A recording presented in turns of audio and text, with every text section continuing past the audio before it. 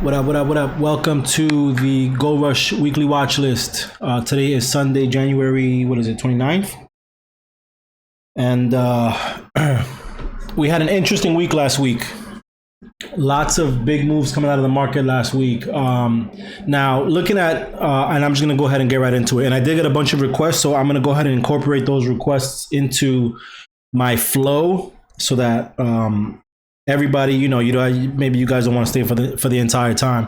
And I'm looking at it. It's about 30 or so. So I'm going to try to go through these as quickly as possible. So let's start right away. We have SPX on a monthly. So I was convinced that being at this trend line once again, we would probably break down as we have in the past, right? The past like 6 months, or rather 6 times that we've been at this spot on the daily, right? So on the monthly so far, we still have an inside bar. We're still within the range of the previous month of December. If you look over here to the weekly on the top right, you see that, each time that we've been at this line, we've rejected, right? 4, 5, 6 times, 5 times here. And so I was expecting the same rejection as of last week, or 2 weeks ago rather. However, buyers stepped in pretty heavily. Right, it got smacked down hard, but they stepped in heavy and brought it up and kind of formed a 3-bar play here on this weekly. And so we're here just testing previous resistance levels. And the major one that we had to test, which we didn't quite get to, but almost, was 4,100, which is this top level here, right? And I think that even with all the strength in the market, I think that if we consolidate for a few more days, 1 or 2 more days of sideways action, we can fill that wick and go and try to test that high once more, right? And then above that high, I'll be looking for it to break out through this high and then immediately target a squeeze into 4,200, right? This is a big week for SPX. There's a lot of, and the market as a whole, there's a lot going on. A lot of macroeconomic news and volatility events, as well as big earnings that we have going on this week. Let's see. I'm just looking for okay, here we go. The earnings calendar for this week. So we have, just bring this a little bit closer to me. So we have SoFi, Philips, we have AGNC, Canon, some of the smaller names. Tuesday is when kind of the bigger names start to report. So we have Exxon, UPS, Pfizer, we have AMD, Spotify, Snap. We have, on Wednesday, we have T-Mobile, we have Meta, we have Humana Health, which is a big one in that space, in that sector. GSK, we have McKesson.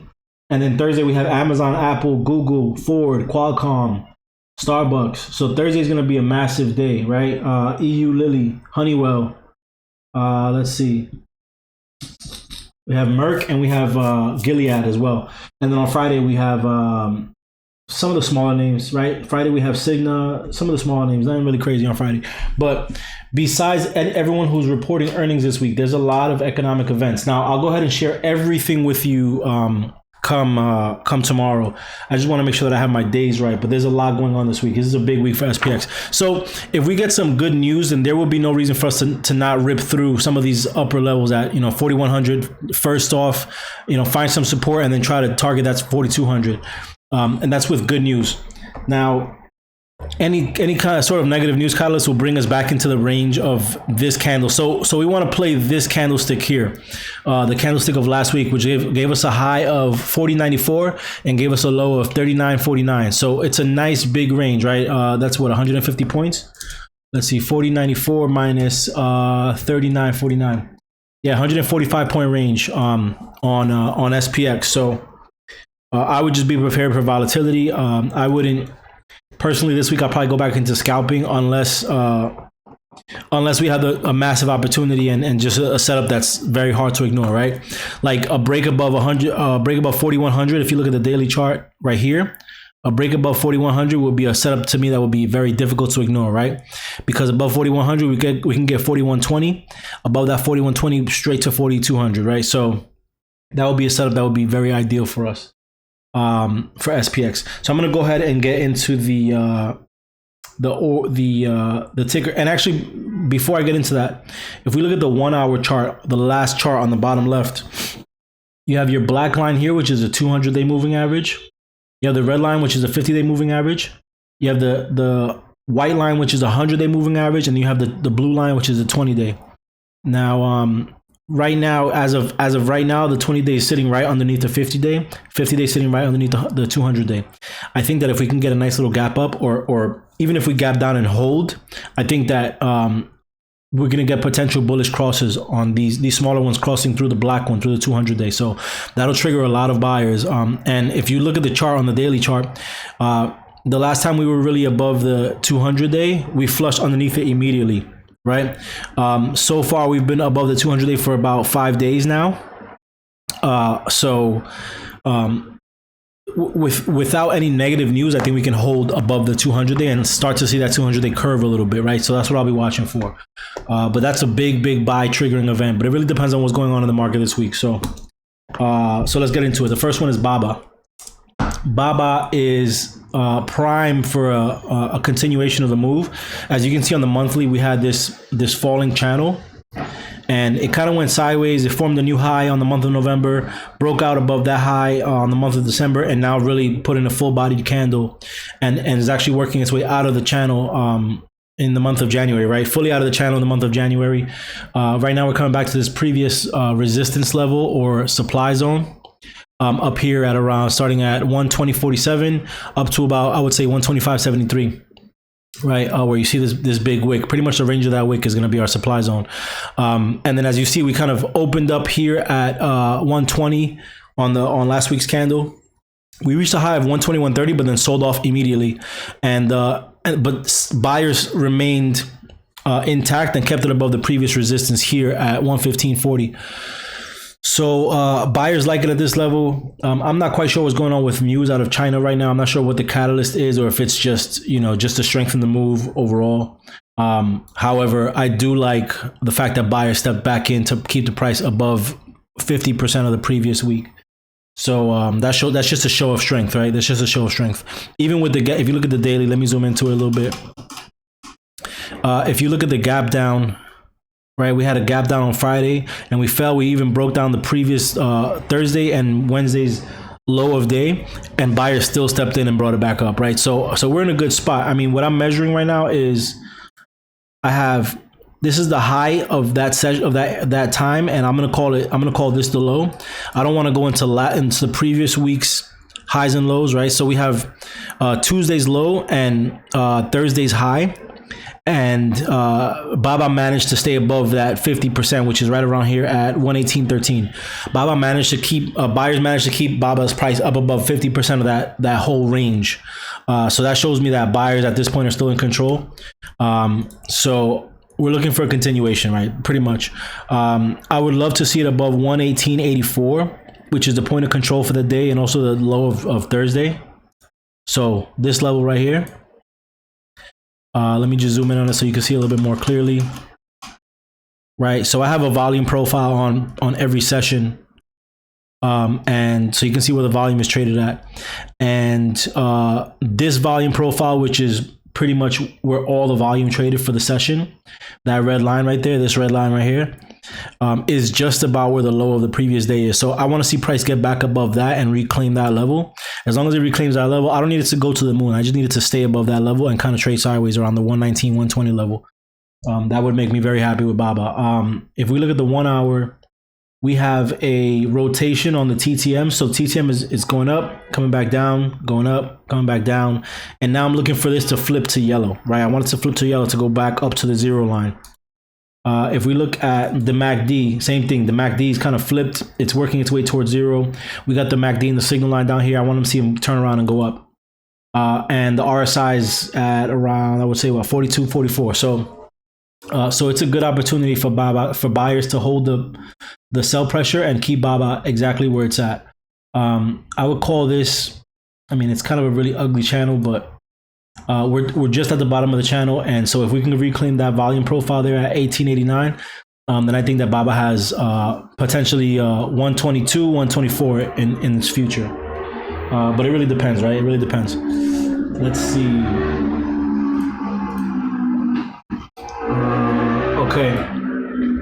Okay, so the next one that I have is and again the main numbers are 118.70 what is it 118.76. Then we have this pivot here at 121.28, and then we have, I would say, 124. 124 would be like a massive show of strength. I don't know if we get there this week though. It depends. It really depends. They have earnings on the 1st of February, which is this week, right? What day is that? Wednesday. They have earnings on Wednesday, and that is, I'm not sure if it's, I guess it will be overnight, right? So morning session we would know. So, and then let's see what the news says for BABA. BABA has popped 32% to start 2023, and these ETFs went along with the ride. Something about, it looks like it's something involved with a SoftBank. So yeah, just news based on what it's doing, not necessarily a news catalyst for where it's going to go, but basically what it's done. So, let's play lightly into earnings. I think Baba's going to do all right, but it really depends. I don't know all of their segments. Like, I know Amazon's pretty deep. I don't know if Baba is as deep. So let's just play lightly. If anyone has any positive catalyst or negative catalyst for Baba, go ahead and share that in the chat with us. Let's see. Okay. The next one is, where's my cursor? The next one is Baidu. Baidu and Baba go hand in hand, so I usually do one and then the next, right? I pretty much put them together all the time. So, all right. So, Baidu on the monthly, we got 3 back-to-back. So we have the inside month here. Month of November was inside the previous month, broke out above that high, but didn't break out above the high of the of October here until now. Now we made new highs, right? Now we're forming new highs, breaking the previous range, right? As you can see, now we're targeting the range of September's price.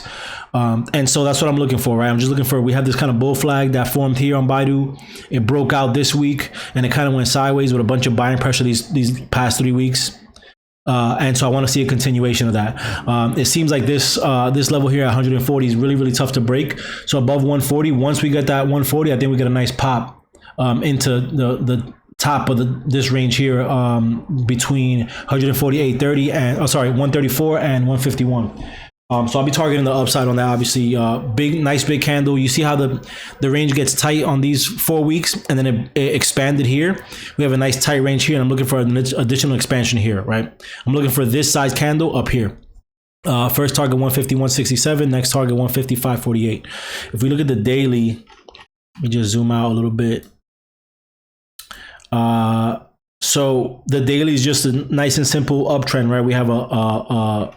We have lows down here, a high here, higher low, higher high, higher low. Now we finally formed a higher high on Friday.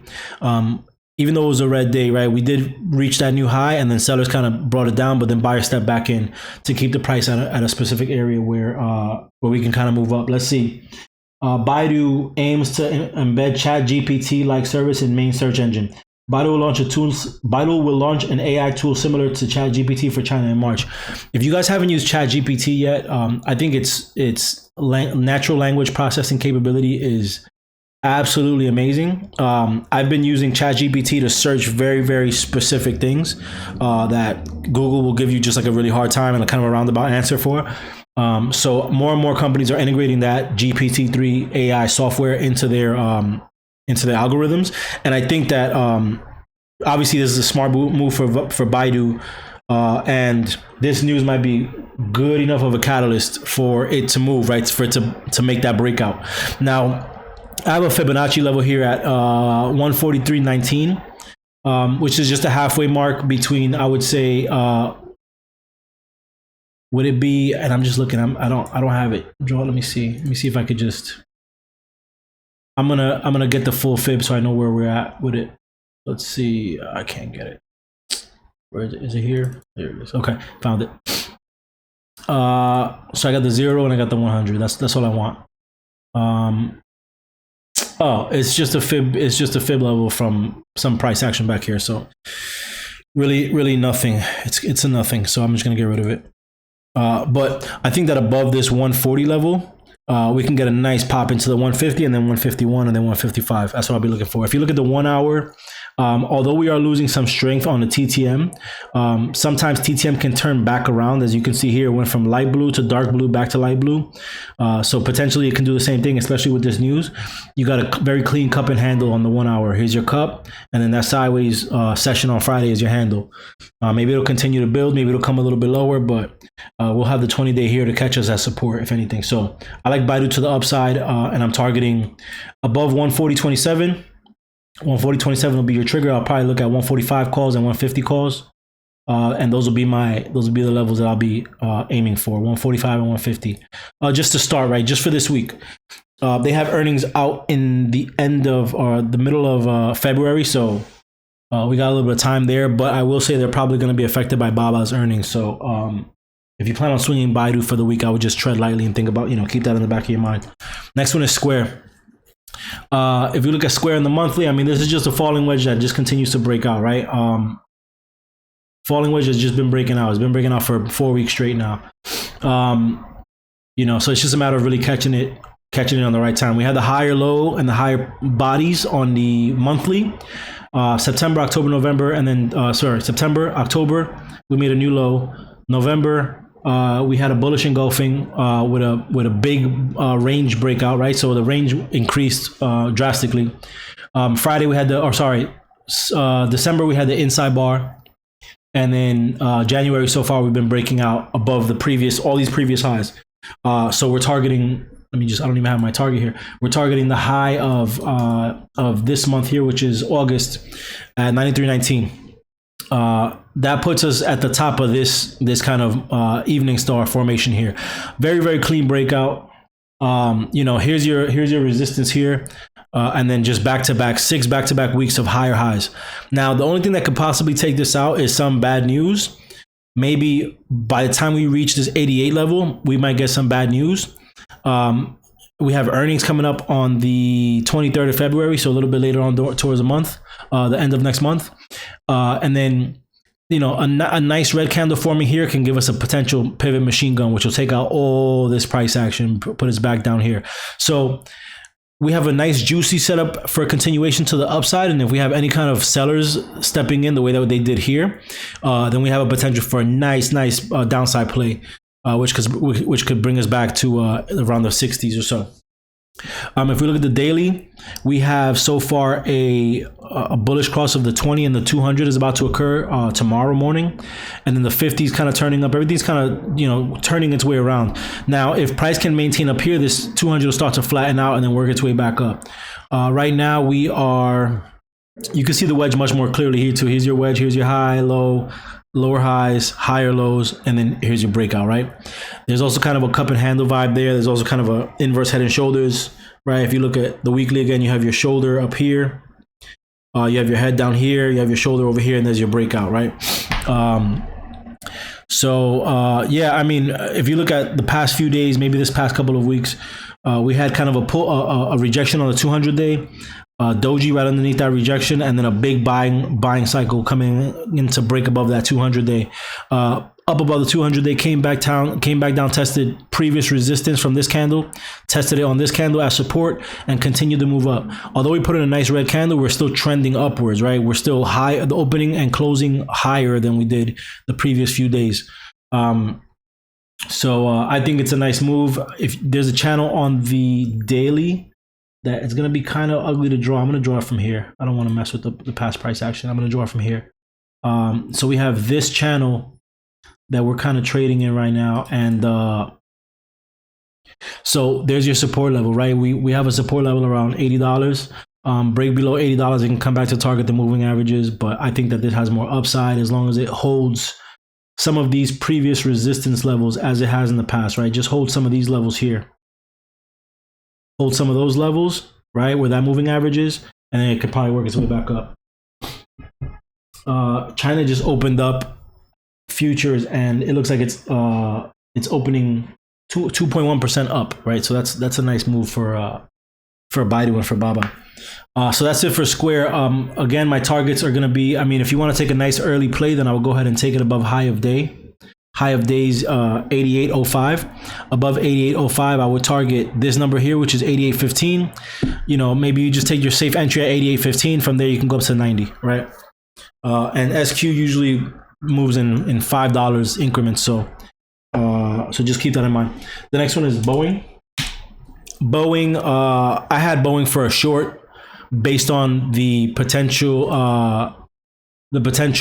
evening star that I saw here. You know, here's a strong trend, and then you see an indecision doji followed by a red candle. I was looking for it to pull back to undo this range right here, but it was very, very strong last week. Even with the indecision, we had a lot of buyers step in and bring the price back up. We had one day where buyers brought it all the way back up, it gapped down, and then buyers brought it all the way back up again and kept it even above the previous day. So very, very strong. As you can see on the monthly, it's just been continuing, right? We had the inside bar break out of the range, making new highs. This one broke out the previous high of April, and this candle so far for January has broken above the high of March. So we've undone all this price action in this past few months. S says that Boeing is top of the list for him. First of all, S plays Boeing like he's been trading Boeing, I think, since he was a kid, right? Since he was a toddler, and then because he has lines that goes back like 40 years, and then he has it for a double inside day, right? So both the candlesticks are within the range of the previous candle, so all these are still within the range of this candlestick. Actually, let me see what's the low of this. 207. Yeah. So and then the low of we're just tightening up, right? We're just tightening up. Actually, you can see it very clearly on the 1 hour chart. Hold on. Here we go. On the 1 hour chart, we got this big rangy day right here, and then the next day, which is Thursday, we didn't break out the high and we didn't take out the low, and then on this day we didn't break out the high of both previous days or the low of both previous days, right? So very clear wedge. To me, this looks like a very clear like triple tap kind of vibe going on this trend line.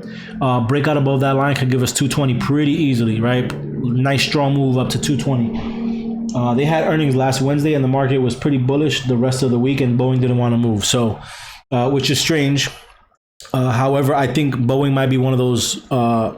There's always like, whenever you see like, let's say NVIDIA and AMD and TSM are all moving, right? That whole sector is moving, but then maybe Marvell's acting kind of slow. People will catch on that Marvell hasn't quite moved the way that the rest of the industry has moved, and they'll pile into that ticker, and then that ticker will explode. So that might be the case for Boeing, right? If the rest of the strong part of the S&P is moving and Boeing isn't, then it might be a possibility that Boeing might just be late to the play. Delayed, a little bit of a delayed reaction. So I'm watching Boeing for the break of this trend line here. I want to see it above. Realistically, I want to see it above this level here, 213.84. From there, target 216, which is the top of that pivot, and then from there get to 220. Right, so 213.84, 216.64, 220 are my levels for Boeing. The next one that I have is AMD, as requested by Tommy. AMD is currently, let me see what's going on here. Let me move some of this, get rid of some of this stuff. Let's see, high was 79.16. So we broke out the high, but then we kind of fell hard. We didn't take out the low. We did take out the low here, and then now we're kind of within the range of kind of these two months here, right? We're kind of within the range of the high of this month and the low of that month. Nice coiling effect. Actually, what I see is what I just said about ranges inside that month and the other month. I have it here, right? It's just like this wedge that's forming, right? Now, as you can see, we formed a higher low here on the weekly. We are sitting at a level where there was previous resistance, where a lot of sellers stepped in and kind of brought the price back down. We did turn around pretty strongly. A little bit of an indecision after this big move, but buyers continue to bring the price up. The level that we have to clear, absolutely have to clear, is going to be this level here at 79.16. Above 79.16, we can target the previous pivot point over here at 85. And then above 85, we can really rip through these lows, right? These stop losses for short sellers right here, right? Just pure strat play, pure strat play. Above 79.18 up to 85, 90, 97, 100. So like by fives, every five or so, right? If you look at the daily, We've just been trending upwards, nice and simple. We put in a nice big gap up and then big bar on this day. And it looks like we've been trading within the range of this one candlestick for pretty much the entire week, right? So this is your range. I probably wouldn't take anything out unless I see it coming down to the bottom of this level and then kind of bouncing up. I will check those. Half of those actually on my watch list for the week. So good eye. I do see this gap right here that looks like it might want to get filled. I don't have Mickey D, so I'll add that. Do I have? I don't have spot, so I'll add that as well. And then, yeah. So I see this range here, potential for a gap fill if it sells off. They have earnings coming up on the on Tuesday evening, right? Tuesday aftermarket. So we have Monday and Tuesday all day pretty much to trade it. And if you are very risky, then you can trade it through. I think that they're going to be pretty strong. Not quite sure. Let's see. Will China being banned from chips affect AMD? Yeah, there's going to be some sort of effect. I mean, but if you let's look at TSM for a second. You know, China. So this is Taiwan Semiconductor. I mean, you know, these things.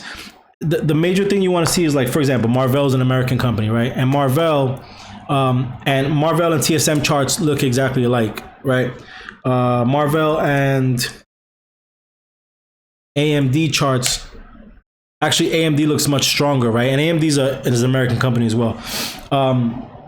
So with China putting a ban on chips, or China being banned from US companies buying their products, you would expect that AMD would move much more. However, what that does, that type of economic event for China, what that does is it does benefit AMD because they get more clients, but that might negatively affect AMD in the fact that they have now a tightened supply chain, right? They have, let's say they have 50 new people that have to buy strictly AMD chips, right? Or strictly Marvell chips, or whatever the case is.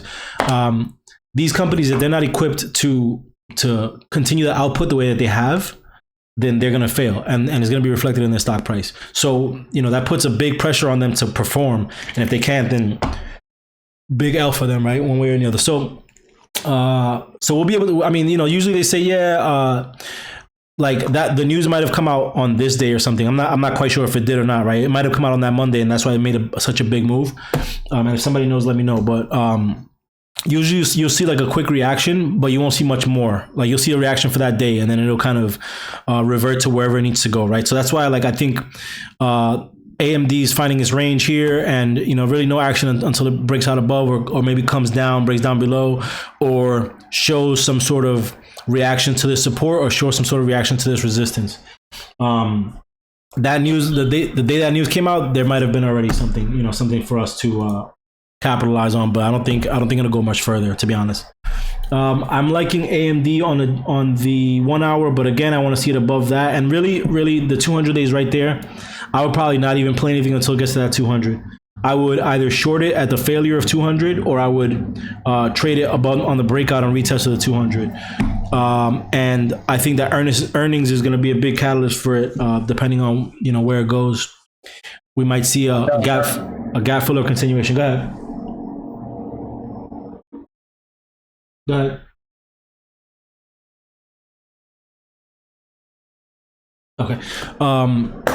Yeah. So, and then if you look at the TTM on the 1 hour, which is interesting. Where's my cursor? You see the TTM on the 1 hour is looking interesting because price is consolidating on the daily, right? You see the daily here. Price is getting tighter, and so is the TTM. TTM is showing kind of a wedging pattern where the swings aren't as high or as low.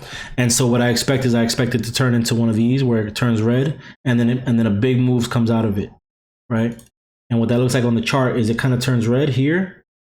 You see where it turns red, it was consolidated, and then big move coming out of it. So I want to see the same thing, maybe to the upside this time. But again, earnings, so we'll see. Next one is, let's throw Netflix in there. I had Netflix a little further down, but let's do Netflix now. Netflix, interesting. Netflix is at previous entry spot for a big short. All right, so Netflix on the monthly, back to back higher highs for the past, since what month is this? Since June. July made a new high, August, September, October, November, all these new highs, right? I think maybe September didn't. Let's see. Yeah, September it failed to make a new high, but it continued to move into the end of the year and into 2023. Now, if you look at Netflix, I mean, it's just super strong. I think they announced recently at some point that a couple of months ago, or maybe a couple of weeks ago, I don't know, time like is very tough for me to determine when things happen because there's so much news, but they raised the price from like, I don't know, $8 to $15 or $15 to $20, whatever it is. And on top of that, I think on Thursday or Friday, or maybe it was Wednesday, they announced that have figured out a plan and are unleashing they're going to stop people from sharing accounts, right? Which is a big catalyst because, I mean, what's going to happen? The people, whoever pays for Netflix, for the family and friends group, they're not going to stop paying for it. They're not appalled. They're not going to stop paying for it. They're going to continue business as usual. So revenue doesn't drop. The amount of eyes on the service will probably drop, but they're not running ads as of yet, right? I think they're actually planning on running ads soon, and maybe they'll talk about it more maybe they spoke about it during their earnings call. So the number of subscriptions aren't going to decrease. The number of eyes that are on the service will decrease. But I think it's a good timing for them because all that'll happen is at some point they'll start running ads. And then, which is, I think, terrible personally as a consumer. I think that's terrible for Netflix to do. But as someone who holds shares in Netflix, I think it's really great for them to do because that's an added source of revenue for them. So you get them loading ads, and then all those people who fell off of the family plans sharing the accounts, who are hooked into their shows, they're gonna end up, maybe out of 100 people, maybe 20 or 30 of them are gonna end up buying their own subscription. So that is that's great. That's absolutely great. In terms of, for the shareholder experience, not necessarily for the consumer, but for the shareholder experience. Netflix, they've unleashed overseas. Accounts have multiple profiles. Now you'll be charged per profile. Interesting. So I'm getting charged for my wife's profile and for my kid's profile and for my profile. Interesting. Well, I think that's a moneymaker, right? Again, as a consumer, it sucks, but from a shareholder standpoint, it's fantastic. Let's see. Yeah, people who had it for free will now pay for sure. Like, my mother-in-law is hooked on what show is it? I think she's watching Bridgerton or something now, and like she's not gonna stop watching it. So, and they're gonna have an ad tier. Older people won't care about because they've been, like you said, they're not gonna care about it. They've been served ads for their entire lives. I think maybe the price is like $15 for you now, and if your grandfather, maybe they'll keep you in, and then maybe they'll introduce a $15 with ads, $20 without ads, or something like that, which is, again, is very smart. Terrible for shareholders, but smart for and great for terrible for consumers, but great for shareholders. So on the technical, we have a nice consolidation, rip, pullback, and then continuation, rip, pullback. Little sideways, little buyers coming in at where previous resistance was. They tested it as support, and then it continued to rip 4 weeks in a row. I like Netflix, and I look for technical setups on it. I like when it has strong starts of the day because usually it will continue. I like when it holds support because usually it will continue. But I would rely on Mr. Jake Berry for any Netflix whispering that occurs. All the moving averages are headed upwards, and we have the 200-day turning around. Actually, it's pointing up right now, so that's very nice for Netflix. What that looks like on the smaller time frame is just a flat line, but it's coming off of this support line here, so that's very nice. Netflix looks like it found resistance and is pulling back a little bit at the 368.47 level. So what I want for it is, obviously, we want to take that high out right here, whatever I said it was, 368.65, and maybe I'll give it as much room to come as low as that, right? Come as low as what level is this? 355, right? Come down to 355. I wanted to test this previous resistance level here, which is kind of doing now. I want to see it come down and flush underneath, and then buyers really bring it back up. Maybe even go sideways in this channel for a bit to let these moving averages catch up. So I like Netflix. Again, I wouldn't go short just because you see how it's kind of turning around, right? Highs, and then now the highs are getting lower. The last time it happened, highs, it kind of turned around, and then massive buyers stepped in during the earnings. Even with a negative report, all these buyers stepped in and shot it into a new uptrend. So, yeah, I mean, I wouldn't go short. I would just wait for a long setup on it. My long setup would be just above the high, 369.02, right here, right? Just above that, target 380, and then target 390, then 400. Right, so 370, 380, 390, 400. Very simple. Let's see what's next. Next one I have is Lulu. Lululemon is it's found support. Let me get rid of some of these drawings.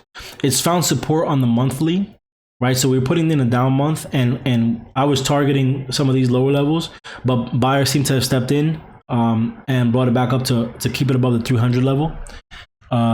We fell down off of earnings a few weeks back, even though earnings, the results for earnings were positive, but we fell down pretty hard. And, you know, you could have called it a bear flag. There could have been a bunch of stuff. I mean, the price action is not really pretty on this, but you do have some indecision up here. You have some indecision just in this general level. So it's anyone's game, I would say, right? I would call it a range of like, I mean, buyers continue to step in here. You know, if you want risk, then I would go ahead and just play the range of the week. And then you have your target would be just a previous level of this high of 327.76 and this low here of 289. So you have a lot of space, a lot of room on Lulu. Not quite an inside bar, but a nice range to test. It's sitting underneath all the moving averages, and they're all kind of flat. But what I do like about it is it has a higher low, big gap down here. Right, big, massive gap down, and then so we filled that gap, but then we still have this other gap to fill here from earnings. So just draw that, and then I have this channel here. This channel here, everything is trading inside of. Everything always trades within a channel, and it's like, you know, is it gonna make a new channel? Or is it gonna stay within this channel? Like that's all that these things do. They find channels to trade in. And where buyers and sellers kind of fight for where they want the price. So this is kind of within the channel right now. We have an inside within the range of this last week. I would go ahead and, you know, I mean, looking at it now, we do have the higher lows. This trend line here showing us the higher lows within a down channel, right? So as long as it continues to hold that trend line, that support line, I would want to see it test the 200-day, which is sitting here at 317.40. Above 317.40, it's going to get to the top of this trend line. So this is going to be kind of a tough spot. But if it can break through that trend line and above that 200-day and above this this high of this previous week, then we can target the week before that, which would be 327.47, and then above that the 50-day. To me, this 50-day looks like it's ready to strike the price back down. You know, so I mean, it really depends on your perspective. Right now, I know they perform well. Lulu was one of the companies that sorry, let me get rid of this. Lulu was one of the companies that had all kinds of like a bunch of added excess inventory during the holiday season. They sold billions and billions of their inventory. They still have an excess, but they managed to really beat a lot of their sales and revenues projections, as you can see here, right? So, you know, and I just don't think that the market reacted well to it. As you can see, it kind of fell, and it's been trending downward, and then it kind of went sideways. So I'm not quite sure where it's gonna go. I do like the 1 hour setup. It has kind of a triple tap with a smaller kind of head and shoulders going on here, right? We have a shoulder here. I mean, it's really, you know, here's a shoulder, here's the head down here, and then here's kind of a higher low, which is a shoulder. It's sitting on that. There's two volume shows sitting right on top of each other right here. So this is pretty much a very strong support. This 306.51. from there, I want to see it kind of break above these levels, but there's just so many moving averages up top above it that, you know, like I wouldn't want to play underneath this 200. I'll wait for it to clear the 200 first before I play it. The net, you know, from the 200 play to the 100, you see it rejected the last time it was there. So I would just kind of play the moving averages as they come along. But again, not really in love with it now. I'm gonna go ahead and set my alert for the 200 moving average, and I'm gonna see what it does at that level. But it is showing a higher low, and it is at an area where it can make nice moves if it can get above those moving averages. The moving averages are very worrisome for me. Next one is CAT. So if we look at CAT, clear breakout on the monthly, massive gap up on this month, continuation, a little bit of indecision on the month of December, and then continuation in January. Strong move in January. We're actually sitting at all-time high for CAT. We just confirmed that. Yeah, we're sitting at all-time high for CAT. And so what I'm looking for is just a continuation of the strength. It's just been very strong. Why not continue to be strong, right? We had this this kind of bull flag, right? Flagpole kind of sideways action. A little bit of a drop out of this wedge right here. Let me draw the wedge so you can see it. Wedges and channels, guys. That's it. That's all the market is wedges and channels. Had this kind of wedge where price tightened up. Sellers took control, and then buyers really, you know, buyers stepped in and took them out, right? They took control, and then buyers took them out. And now we're forming all new highs.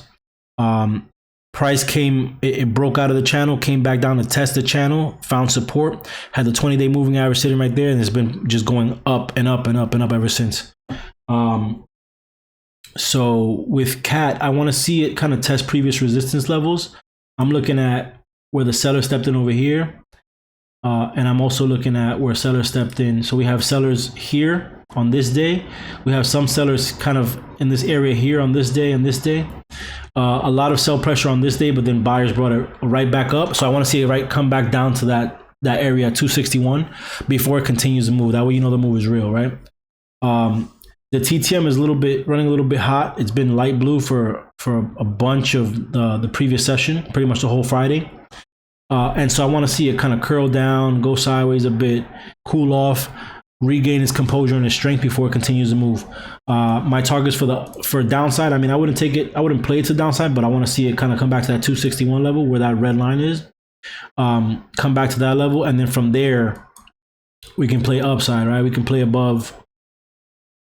We can play above that volume shelf. We can play the 270. And then from there, we can play the 275. Now, this is uncharted territory, so I wouldn't get too crazy with it. I would just follow along with what's going on in the news for the home builders, right? So keep it simple. Keep it simple.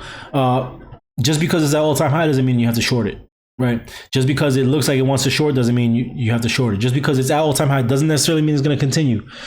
So set your alerts and set your level. This is kind of a scary place for CAT just because it hasn't been here before.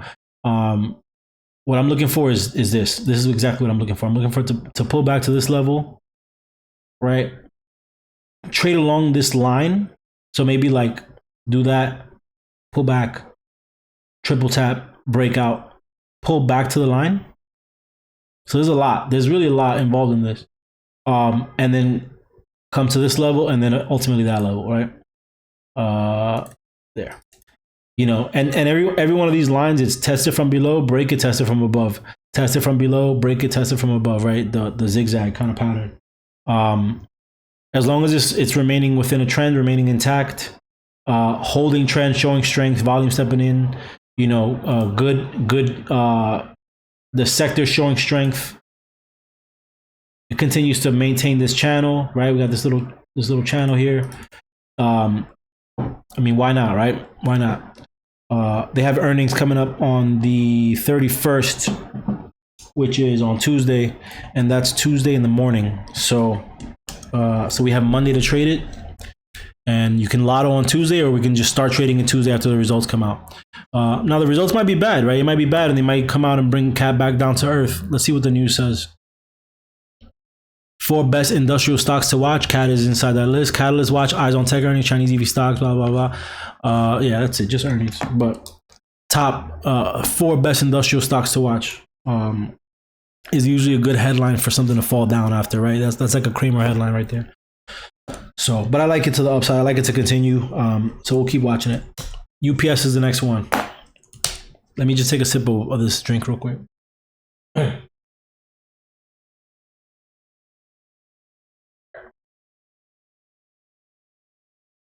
Okay. All right. I just took a look at the time. We gotta move a little bit faster. All right. So UPS, so far we have an inside month. January's price is inside the month of December. December's high 191. So December broke November's previous high, but it's still within kind of a similar range. So I would just say I will call it almost a double inside month. Right? It's just a very tight range. We have a very tight range since November.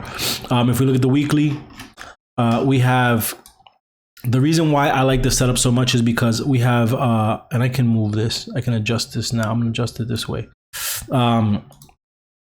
We have kind of an inverse head and shoulders forming on the weekly. Here's your shoulder here. Here's your head down here. A bunch of indecision during this time period, and then big move up, pull back to retest previous resistance, and now kind of going sideways. I want to see that sideways action turn into a continuation. I want to see it break out through the neckline. It's pretty much at the neckline right now. You can see where it was consolidated in the past, and so I want to see it get back into these levels here at around 191. UPS on a daily is kind of forming a triple tap on this. There's a resistance line here. Where is it? Just draw it real quick. There's a lot going on my chart, but bear with me. So we have this line here, rejected, rejected, rejected, and now it's consolidated right underneath it, and now it looks like it's ready for a move up. So I like it very simple. I like that it's on the hourly, it's flagging above all of this previous chop for these few days, right? We broke above the chop and now we're kind of flagging above it. As you can see, we're back in this area of consolidation. And so I want to see it break up to 184.62, from there go up to 186, or break down and come back to target this moving average here at 180.23. So UPS can go either way. Right, it can go either way. I do like the fact that it's forming a higher low and it's kind of broken out above this range here. This range can serve as a good support level. Also, you see all this kind of consolidation. Wow, this was a terrible day to trade UPS. Whatever this day was, terrible day to trade UPS. January 13th, terrible day. So we kind of formed a supply zone there, fell pretty hard from there, came back. Supply, came back down, and now we broke right through it, and now we're kind of testing it. So as long as we can stay above this level here, I think that we can get into the 185s, 187s, and 190s. I'm looking at my first entry would probably be 182.89, above that 184, above that 186, 188, 190. Those are the levels for UPS. Very simple. Below that, I would probably short it into the 200-day, and I would chill. Right, short it into this 200-day moving average, which is right here at 181, and I would chill. I wouldn't go much further than that. Next one's Nvidia. Nvidia has been paying lovely. On the monthly, we got nice continuation of a move. We had 4 back-to-back higher highs on a month. On the weekly, you see that higher low. There's actually a nice Fibonacci move here. You had the 0, you have the 100, it pulled back. It found support on the 382%, and then it continued to move. So my final target for this is 237.20. That's actually why I left it there. That's my final target for that move, right? From there, it can kind of go sideways, maybe pull back a little bit, and then make a new move. But I'm loving Nvidia. I think it has so much more. They have earnings coming up on the 22nd of February, so a little bit of time, maybe a potential earnings run up. Intel went down on Thursday, but Nvidia went up, right? So it's good. Nvidia's looking good. We got a nice bullish cross on the daily. We had the what are all these moving at? What is this white? What is this? Oh, this is an anchored VWAP, so that's what that is. Let me get rid of that. We have all the moving averages kind of pointing up. The 50 and the 20 crossed through the 200. The 20 crossed through the 50. Now we're just waiting for the 100 to kind of catch up and cross through the 200, but that's going to be 50 days behind the 50-day, right? So anyway, it looks very strong. It took out this high, even retested it as support on Tuesday or Wednesday, and we're currently above all of these highs here, and even just at about this high here. This is where I think we can accelerate, because we have all these sellers here to take out, and then we have this range, which we might get stuck in. We might get stuck in a little bit of traffic here, just because I see a bunch of chop in there. But then above that, it's clear skies up to 168, the 237 level. And if you want to short it, then I would aim to let it trade back to this level. Don't go too crazy. Just, if you think it's going to come short, let it trade it back to the previous resistance level, which is now acting as support. I wouldn't go much further than that. There's strength in this sector. Not only in this ticker, the whole sector showing strength, right? Jake and S mention SMH every single day. So, and Frank. So there's no reason to play short. And if you do, just, take the 20-30% on it and call it a day, 30-40-50%, whatever it is, and call it a day. Don't get too greedy, because you will get burned. The next one is Goldman Sachs. Goldman went sideways a bunch, kind of broke out, pulled back, and now it's kind of formed a doji so far in the month of January. We had a nice little turnaround move here, and then big gap down on earnings catalyst, right? Even with this big fall in earnings, which you can see here on the daily a little bit more clearly. Now, so on the weekly, we found that we're at a previous level of support, right? Resistance here, support here, right? So now we're at a level of support. We've tested it. It works. The 100-day is right there. It can act as a nice, strong support level. We're above the 20-day, but we have the 50 to work with, right? So if you want to trade it, take it above the high of day here. The high of day was 355. So let's call it 356. Above 356, we can hit that 50-day at 360. Nice $4 move, nice and simple, nothing crazy, right? What's the news say for this? Where is it? Where's my tick? Here it is. Drawing lines. I don't want to draw lines. It was the Goldman CEO he was complaining about his pay cut, but he still is getting paid $25 million. It's nice. He says bank is performing well. Yeah, I mean, they're taking, Goldman has a pretty strong relationship with Apple, and Apple is, instead of laying people off, Apple decided to just cut Tim Cook's pay, right? And I think it's a strong move. I think it's a good move for not necessarily for him, right? Not for the CEO, but so like Apple did it, and when there's an environment where everybody's laying off their people, Apple said, let's just cut the boss's money, and the market reacted well to it. So I think Goldman Sachs is just taking the same play out of their playbook, and I think it's a smart move, right? So I mean, I would call that a nothing in terms of the catalyst. Now, if we can break above this 355.43 level, let's target that 50. Above that 50, we can get up to 370, right? And then we got a little gap to fill up there. So nice clean moves. Above the range of the day. Next level is the 50-day. Next level above that would be right around here, 368.34, and then from there we can play to 373. Those are your levels. And if all else fails, there's a bunch of moving averages, the 100 days right there to catch it again. If you want to play short, then you can play it below. I would come below the 350. I would play 350 down to 344. Play it down to the 100-day, and then from there play down to the 200-day. Those are your levels. Let me draw that. Let me give you some. Below 350, down to 343, and then down to we'll call it 336 right there, and then we'll take it down to the 200. Those are your levels for Goldman. The next one is, oh shit, what did I do? The next one is Coinbase. Coinbase on the monthly is putting in a bullish engulfing so far. right? Did it take out the low? It did. It took out the low, and now it's working its way to this high here of November. And from there, we got the high of November with the high of October. It's moving. I'm not sure what the catalyst is. It might just be a Bitcoin sympathy, but it is very clean. On the weekly, you can see there's kind of a wedge,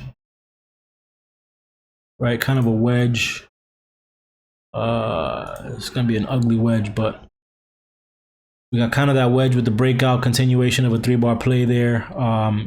First target would be 70.10. Next target would be 78.29. 78.29 is that crucial one, and then above that, if we can get above that, we have a little one here at 84.58, little pivot. Then we have 103 and 116. Obviously, 100 is going to be a tough level. 90 is going to be a tough level. But I think there's a lot for Coinbase above that 200 day. So the 200 day would be probably the first place that I would aim for. Let's see. And we do have a nice bull flag coming into the 200 day. So above the high of day, give it the 200. As you can see, we had that massive move on Friday up above that 100 day, finally breaking the 100 day after 1, 2, 3, 4 attempts. It finally broke above the 100 day, and it formed a bull flag up here, right? So if we get a measured move out of this breakout, right? Let me just bring that down. Measured move will put us above the 200 day. It'll put us above the 200 day. It'll put us right around $70. So, but that 200 day is going to be crucial. So what I'm going to do is I'm going to go ahead and set an alert on this level here, because that's where I want to either go long or go short depending on what it's doing. And I think that we should look at Bitcoin as a potential sympathy for Coinbase. I'm not sure if they're tied back in together.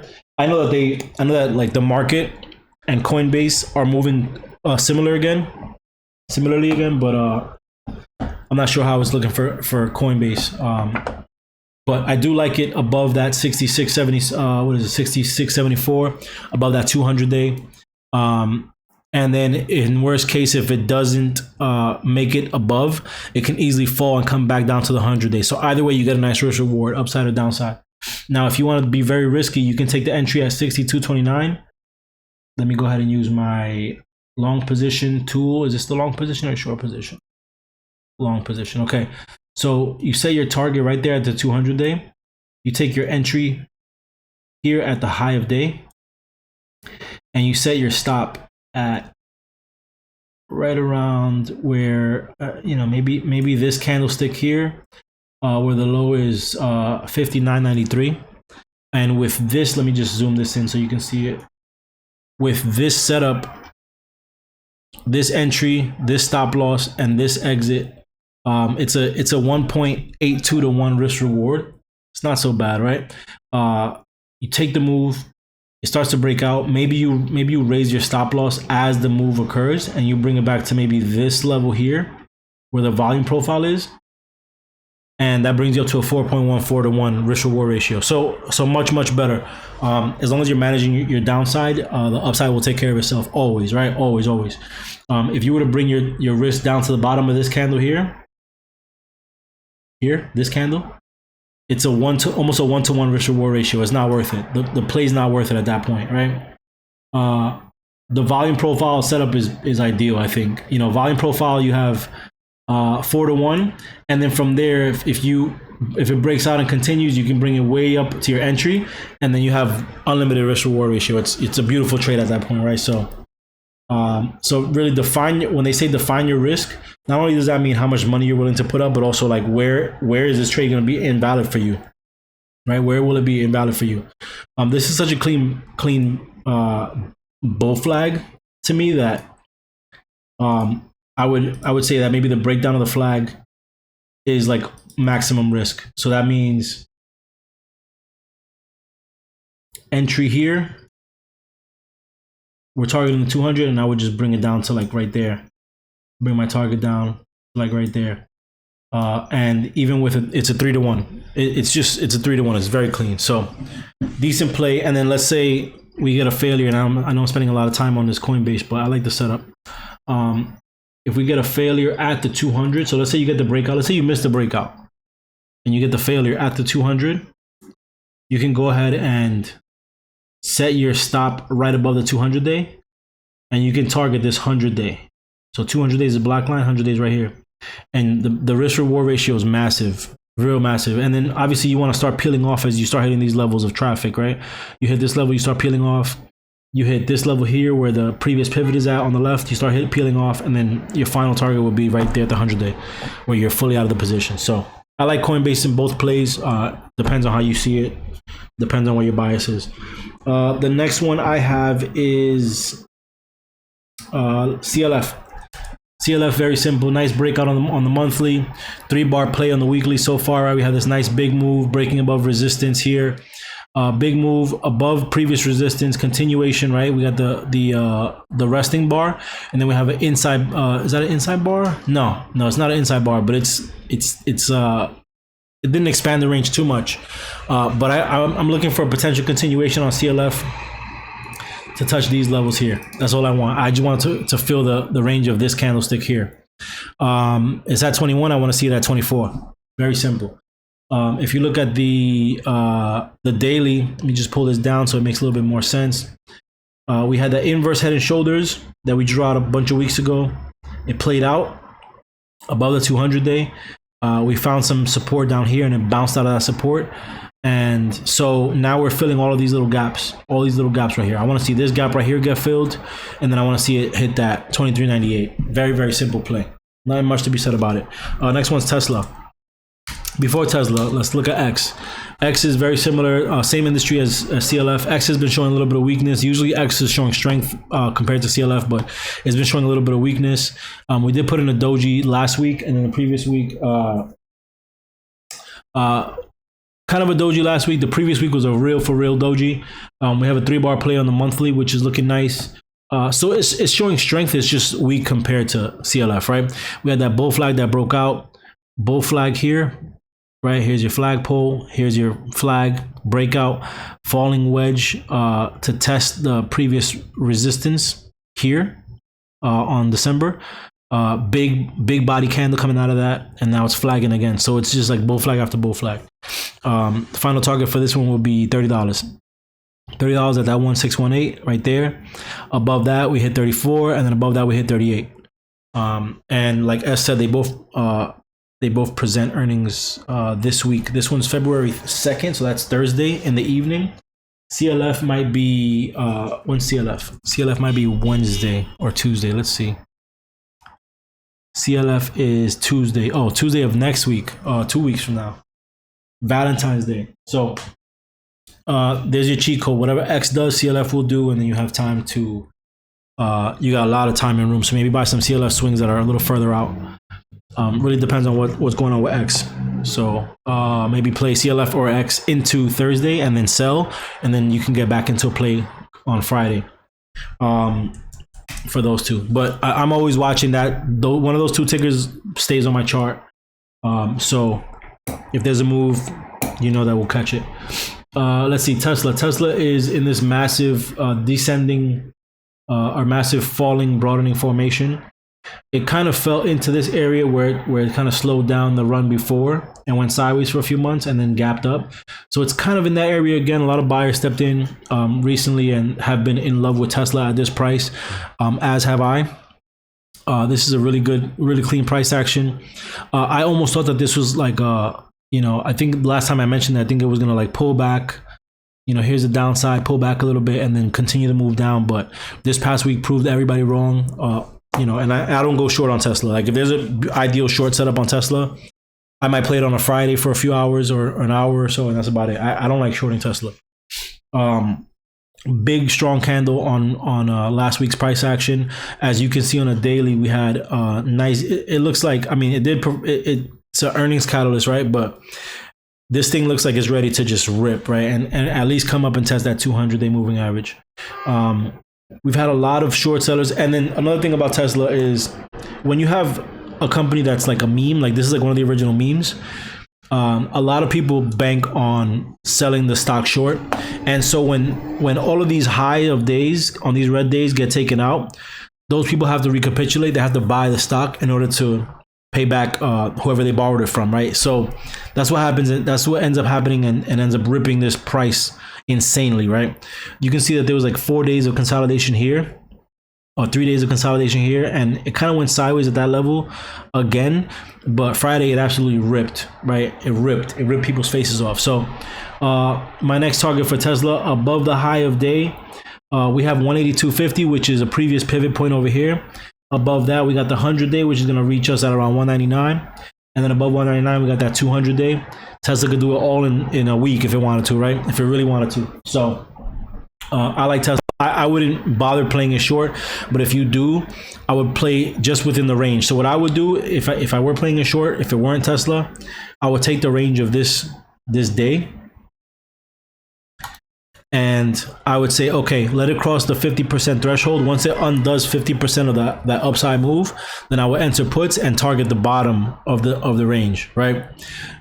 If you buy a couple of contracts, or you buy 4 contracts, 6, 8, 10, I would peel off half by the time it gets to like over here somewhere. By the time it reaches the low of day, I would be like 90% of my position. If I have 1 or 2 contracts that I left over at this point, I would hold it and see if it can fill this gap. If I were anybody, I would buy anybody who's going short. I would probably buy time on Tesla, but again, I wouldn't go short. I would definitely not advise on it. Advise against it unless it's, you go short on Tesla when it's like here, inverse. You have the shoulder, you have the head, and you have the shoulder here, and then you have a failure right here. How it failed right here. How it took out all those lows. Once it took out this low, that's when I'm going short. That's when I'm going short.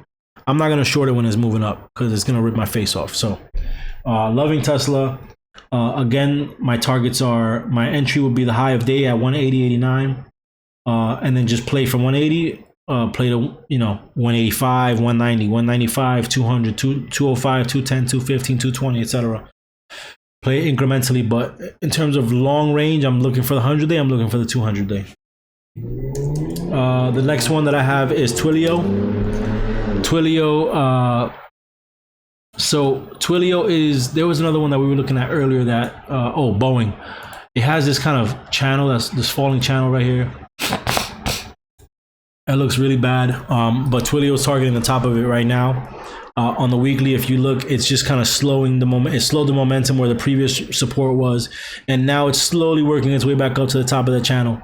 If you look at the daily, we have, what's the news? Twilio slips as bear checks. So Twilio slipped, right? I don't see a big slip. I don't see a big slip there. So if that's what they call a slip, cool. And then this one says software as a service stock to buy in 2023 and 2 to completely avoid. Let's click this real quick. See what they say. Let's see. Stocks to buy. DSGX. Buy DSGX. Stocks to avoid. Palantir and Twilio. Okay, so avoid Palantir and Twilio according to whoever these people are. I like Twilio. I want to fill that gap fill. That's another reason why I like it, because I want this gap fill right here. Let me draw it out for you. We've filled a lot of it so far. We have this much left to fill, right? We filled a bunch of it so far. So maybe we fill the gap and then stocks to avoid, right? Let it fill, and then that's it. That'll be it for the play. Excuse me. Above high of day, 61.49. Next level 63.27. Next level 65.33, and then 68. If you want to short it, you could play it short from the break of the 100-day right here at 59.11. Under this support here, down to the 20-day, down to the 50-day. Those are your levels. Upside 60, 57, 61.49, 63.27, 65, 68, 75. Downside 59.11, 56.83, 53.11, and let's just call it 50 at that point. Let's do WBD. Yes, I always have time. WBD. Warner Brothers. Warner Brothers is probably let me just see what CMCSA looks like. Yeah, Warner Brothers and CMCSA look very similar to me. So let's see.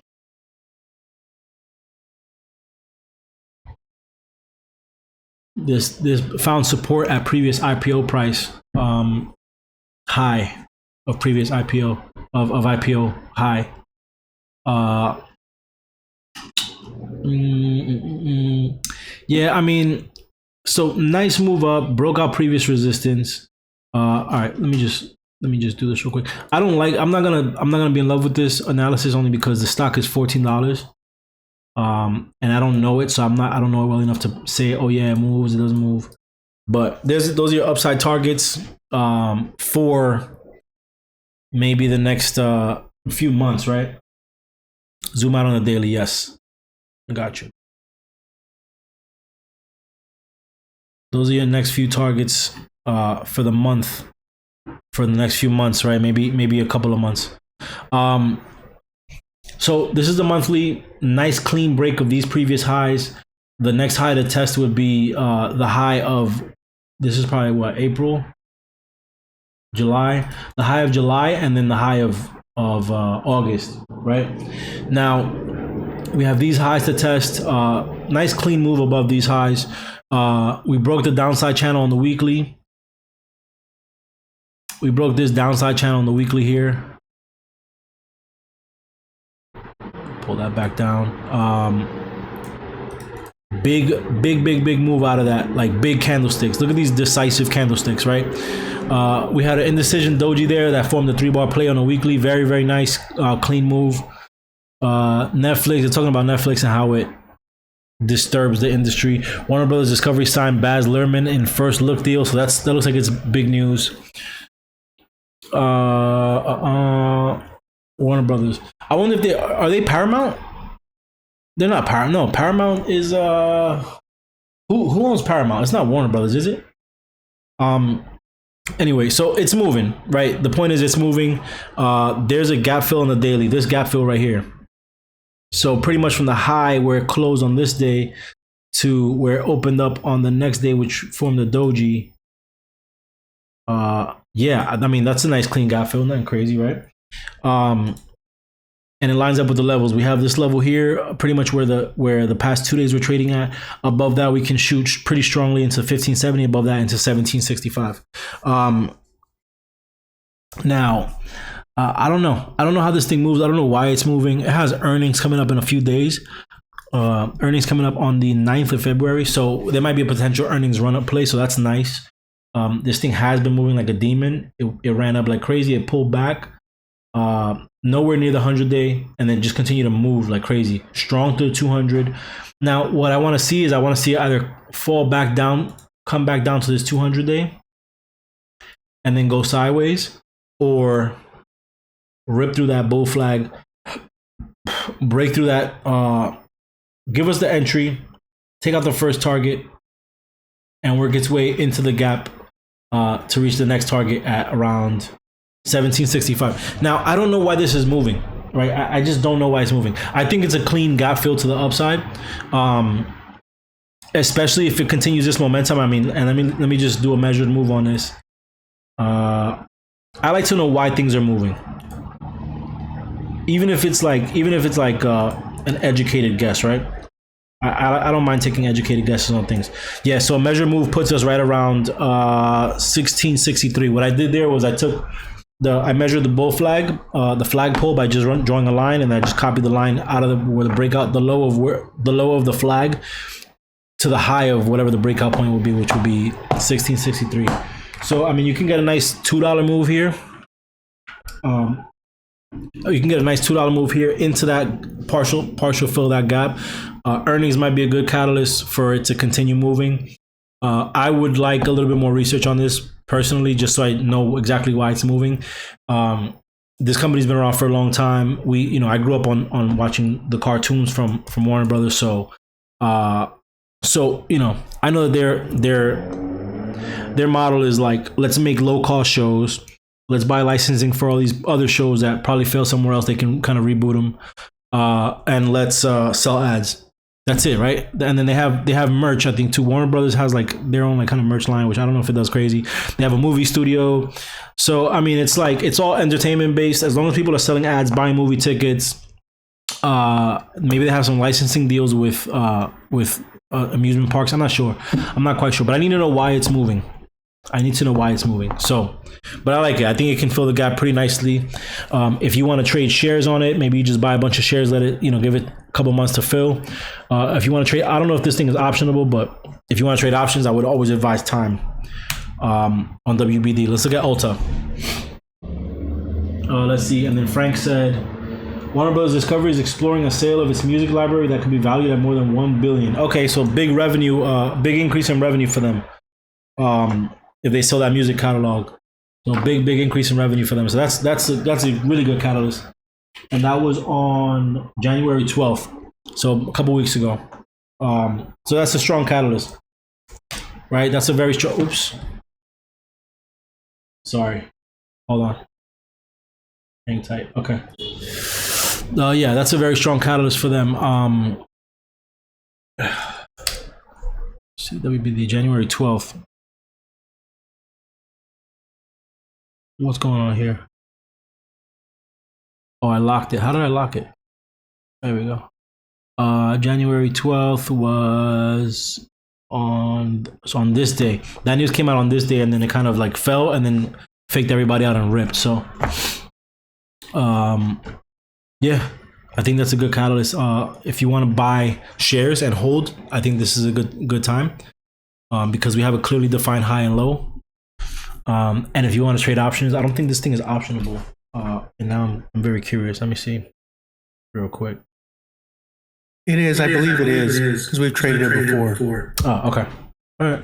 So if you like it, I mean, I see upside for it for sure.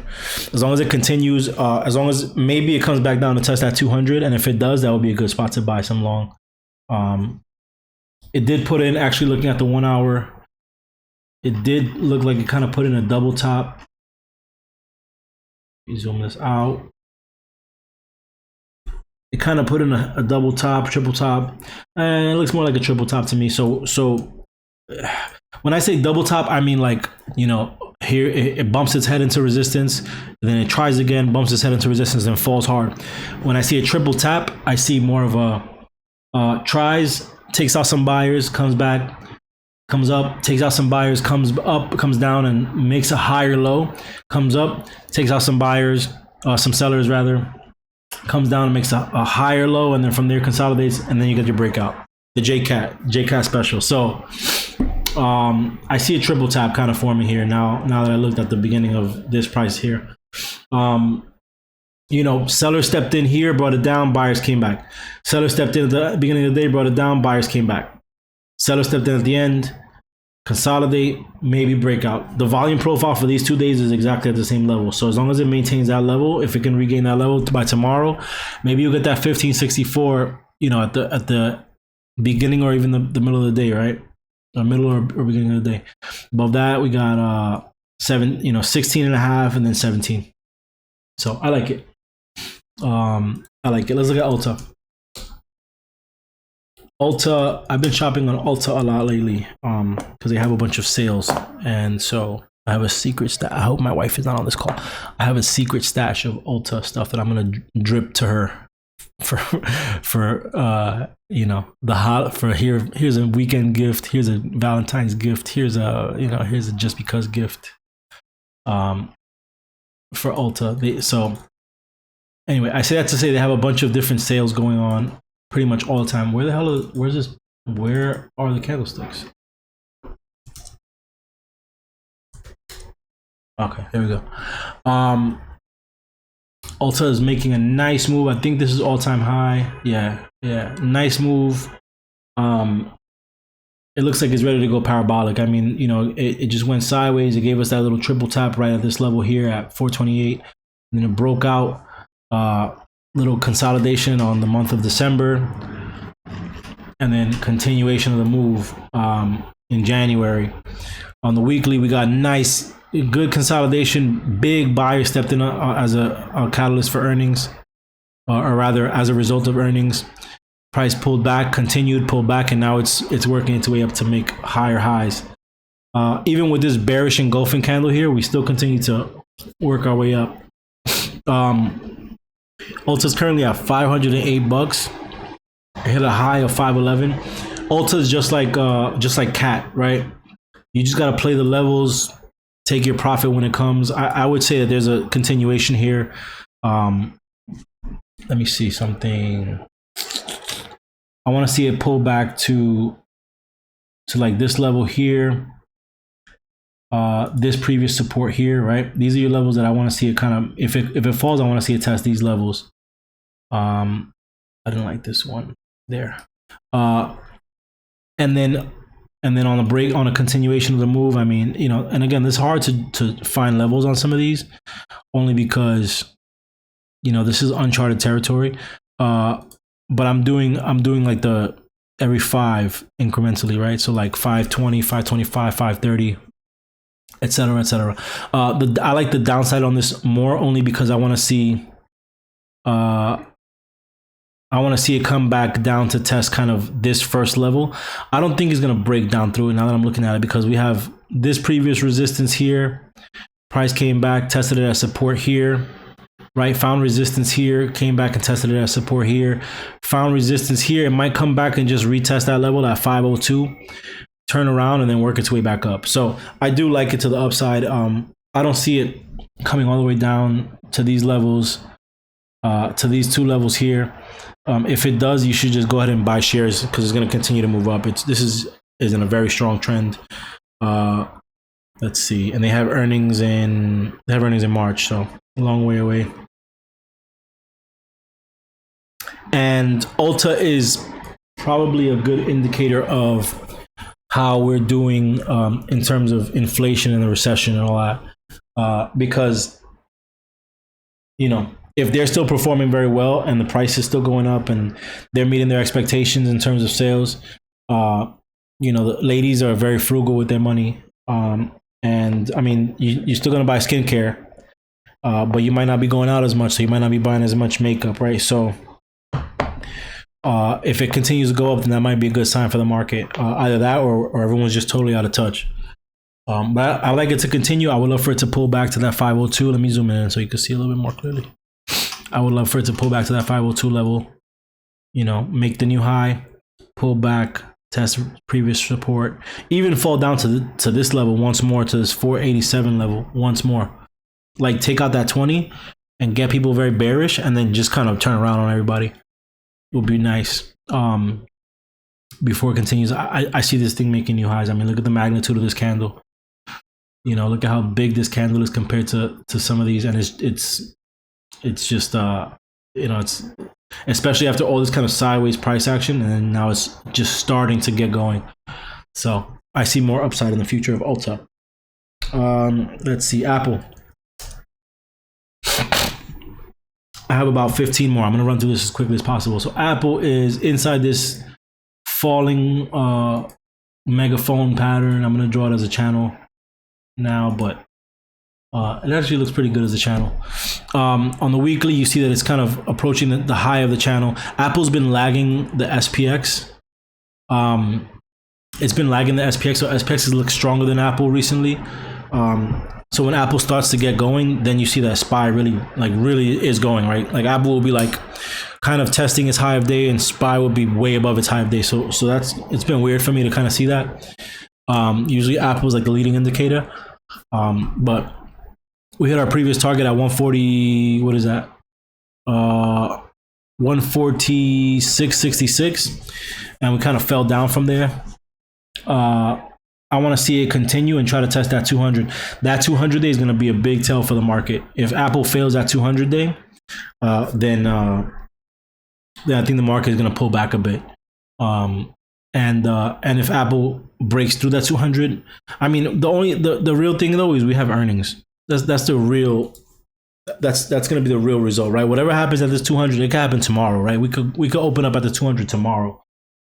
Or above it, but really what's going to happen is whatever occurs out of that earnings report. They have 1.942 earnings per share estimated, with a revenue of $121.8 billion. So, you know, big numbers, and really the earnings is going to be the determining factor on this. My targets are the 200 day, which are at 148.29, and that previous pivot, which is pretty much out, let's call it 150 at this point. but I can't speak technicals because we have earnings. Like that just kind of defeats all the purpose of everything. The 20 days pointing straight up, which is nice. The 50 days flattening. So we'll see. We'll really see. I mean, I don't know. We have to see what earnings does. So not much else to be said. Let's look at Amazon. Amazon, as we know, Amazon's business model isn't going anywhere. Everyone's angry that Tim Cook is no longer there. The new guy seems to be mismanaging it, whatever the case is. Even people who like I know sell on Amazon are having like a hard time with the new guy and the new systems. But I think that Amazon has been a gift at this price. It just broke above 100 again this week. It's been below 100 for a bunch of weeks. And as you can see on the weekly chart on the upper right hand side, we had this kind of channel where prices just been falling, and it finally broke out a couple weeks back. Still didn't break it above 100. Kind of formed the inside indecision bar 2 weeks ago, and last week it finally broke to that 100 level. If you look at it on the daily, we have a nice bull flag breakout. Right there's your flagpole. There is your flag. And obviously you have the breakout. The breakout sitting right at the 100-day moving average. It closed. It looks like it closed 12 cents right underneath the 100-day moving average. It really tried. It tried at the last candle to make a new high. So if anybody traded Amazon on Friday, you banked. But it couldn't hold the 100-day moving average. So what I'll be looking for is for it to, at the very least, I would like it to recover this volume profile level here at 102.20.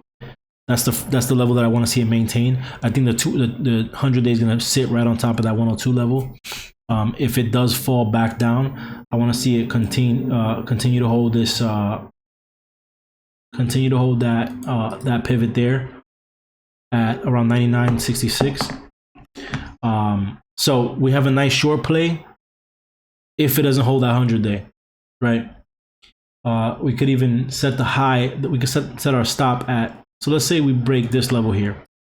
We could set our stop at the high of day, which is generous in my opinion, and we could target that level there. And we got a 1.5 to 1 risk reward ratio, not too bad. If we bring our stop a little bit lower, now we're talking. We got a 2.4 to 1. And if the 100-day really acts the way that it does sometimes with some of these tickers, it could bring us back down to a previous support, which will bring us down to up to a 4.5 risk reward. So good downside setup if it rejects that 100-day. And if it takes out the 100-day, then we have a nice upside setup to, let's see where this can take us. We have 104.87, and then I will call it around that level, 107.60. So let's flip this. Let's just flip this long real quick. Let's say you take your entry above this high of that candlestick right there. Not the high of day, but the high of the candlestick, and you set your stop to right where that volume profile is. You got 104.67, which gives you 3.44 risk reward ratio. And then if we get that 107, which might be 2 weeks out, right? Then you get a 7.82 to 1 risk reward. That's a fantastic risk reward ratio. Maybe you can get like the 110 calls for a couple weeks out or something like that. But I see a continuation of the move as long as it can hold that 100-day. They don't have, they do have earnings. They have earnings on, what day is this? Thursday. So Thursday is a good catalyst for a move in either direction. So what I would do is let the move start and then buy time in whatever direction you think is going to go in. It can rip up on earnings and then sellers can take all their profit and bring it right back down. Right? I'm sure a bunch of people bought down here. I think this is a good area of value for Amazon, and I think that it has more upside. Now, if we look at the weekly, again, I do see this falling resistance line. We just kind of call it right here. That's a good spot. So, above some of these levels, we can target that resistance line at 114. But if that resistance line comes back into play, actually right where the 200-day is lurking, then this could send Amazon tumbling right back down. But right now, I like it to the upside.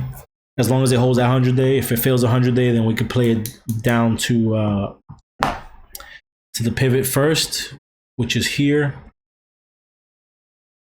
First target, second target, third target, and then the 20 days of final target. So I like an upside though, just to be clear on that. Let's see. Next one is Shopify. I hope you don't want to look at WWE. I hope you don't want to. I mean, I will, but I don't want to, but I will. Shopify bullish, not a bullish engulfing month, but a breakout month above all previous resistance. Heading into the range of April's price action, right? So above all this previous range, now into April's price action. We had a nice, almost like a head and shoulders vibe on the weekly. We had this low here, we had a lower low here, and then we have this higher low here. And you see the neckline, you see where the neckline was at, and now we kind of broke right through it. That's you coming into the hotline, okay? We got this high, we got this high, we got this high. These are the levels that I'm targeting for Shopify. Very simple. I mean, it's just an inverse head and shoulders, support test, breakout. Take out some short sellers here. Shopify, nice strong move. I mean, look at this big red candle. It faked a bunch of bulls out. Look at this fucking candle. It faked a bunch of bulls out here, sold all the way off, and then buyers continue to bring it back up and broke the range of this one candle. So very nice strong move out of Shopify. As long as it holds 50, which is a psychological number, then I think it'll continue to move up. Right, hold that volume profile right there. Hold $50, 52, 54. Right, do it in twos. Right, all the way to 60. So you know you got five price targets up to 60. Now I don't really see a downside for it, just because look at how small these candlesticks were down here. Right, all these candlesticks are mad small. So like, there's a lot of volume in this area that'll potentially hold the price up.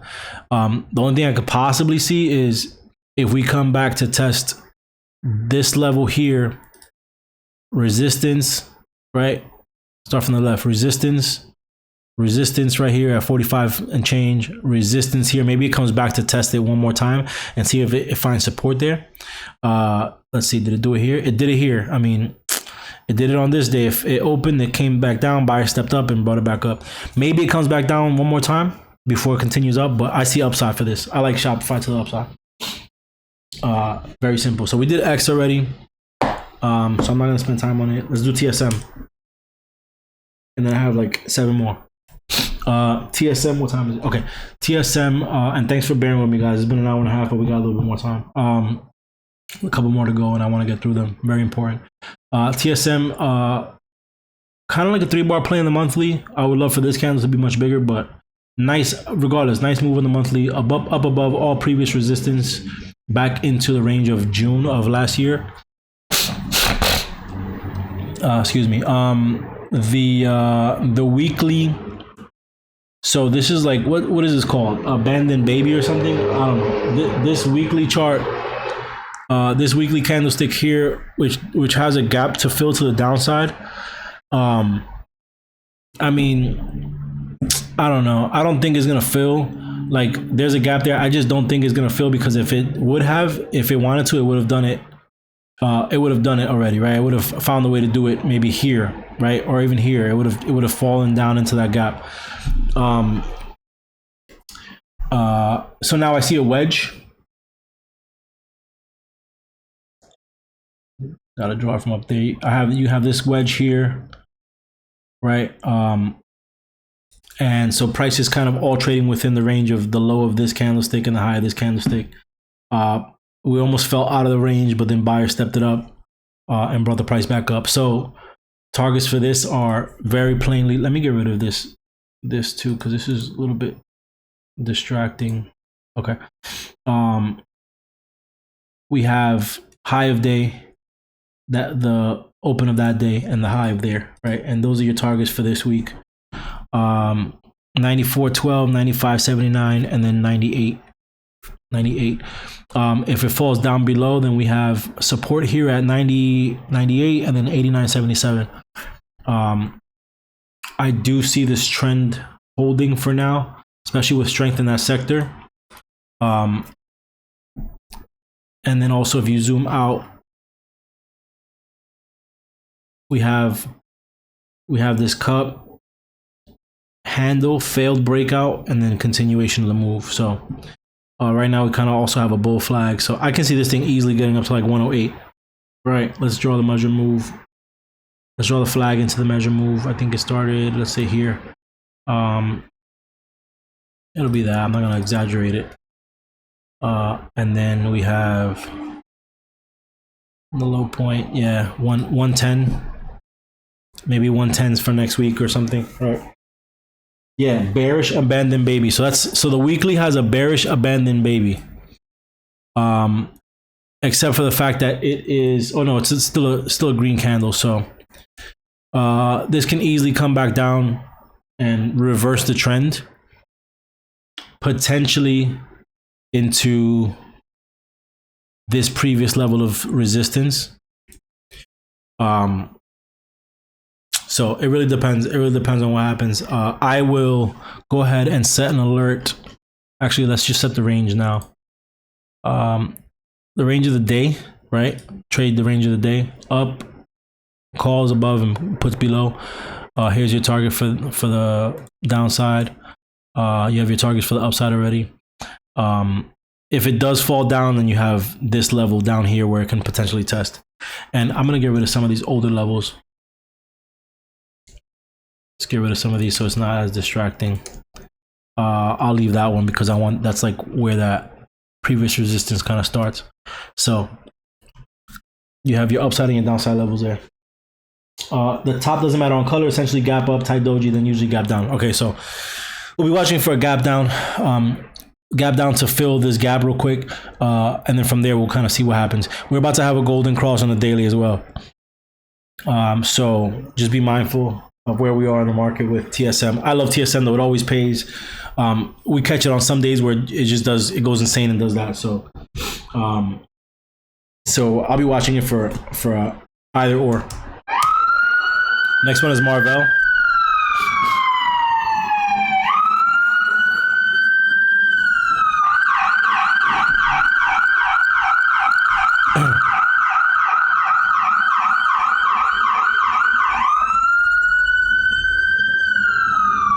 There's an ambulance right outside of my window.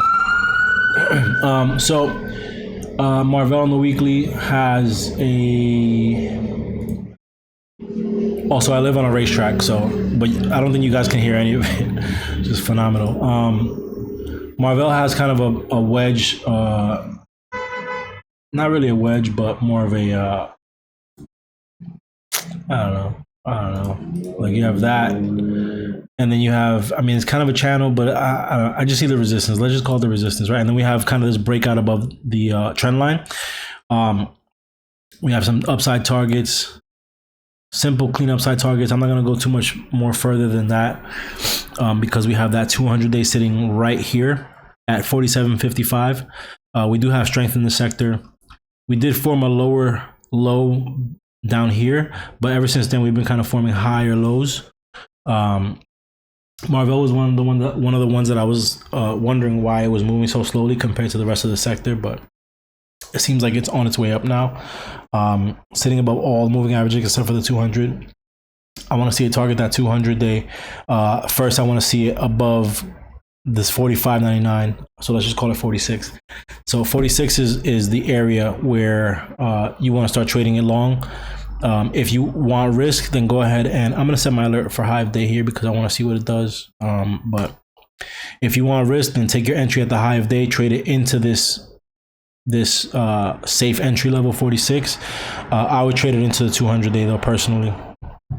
But I'll be watching it probably all week. Do they have earnings? No, they don't have earnings for another couple months. So nice and simple, nothing crazy. I mean, maybe it comes back down to test the 100 day one more time, right? It tested it. It found resistance on it here and here. Tested it as support on this day. Maybe it comes back down and test it once more. Who knows? But I like it to the upside. HLT. If anybody follows, I have a bunch of like Airbnb owners that I follow on Twitter, and they're all like, "This shit sucks," you know. And then people just like friends and also just people that I follow are like, "Oh yeah, I'd much rather stay in a hotel than an Airbnb," and you know, because and there's a joke about the cleaning fees, like you know, whatever. So I think that people are spending more money and time in some of these hotels. I know that some people have never stopped. I have a very bougie friend that only stays in like hotels and stuff. And she's like, yeah, I never stepped foot in the air. I tried it once, I'll never step foot in the Airbnb again. So I think that a lot of people are coming into the realization that Airbnb is not a very good business model. And I think that on the opposite side of that, people realize that hotels have been tried and true, great, reliable, strong, clean, no pressure. I want a room for a night. There's no cleaning fee. There's turn down service. Like, it's just, you know, it's a vibe. It's always been a vibe. So people were experimenting and now they realize that Airbnb suck. So I'm not sure if that's reflected in the price action or not, but we have a new high for the month. We got some new weekly highs. We tested this previous pivot where some sellers kind of stepped in, but not too hard. So above, and these are just older levels, right? These are older levels from the last time we reviewed this chart. Above 145.70, we got 149, obviously 150, and then from there 153, and then 155, right? So those are the levels that I'll be watching. I want to see it above this 145.70 because it hasn't been here in quite some time. And it can really pop once we get to that level. Based on all the sellers that were here at this level in the past, and all the buyers that were here at this level in the past, I want to see it turn to the other side of that level and pop, looking for a pop. So all the moving averages are consolidated, which means that there's going to be a nice strong move out of this one way or the other. Based on what it's doing, I think it's going to go up, right? Very simple. And then if you want to short it, I mean, it looks like it's going to have support right here at this profile of this day. So I would go below that day. I would go short. I wouldn't touch it. I wouldn't touch it anytime until it gets below that day. Play it short to, you know, previous days volume profiles until one of these moving averages catch up and turn it around. But I like HLT. It looks nice and strong. BBY,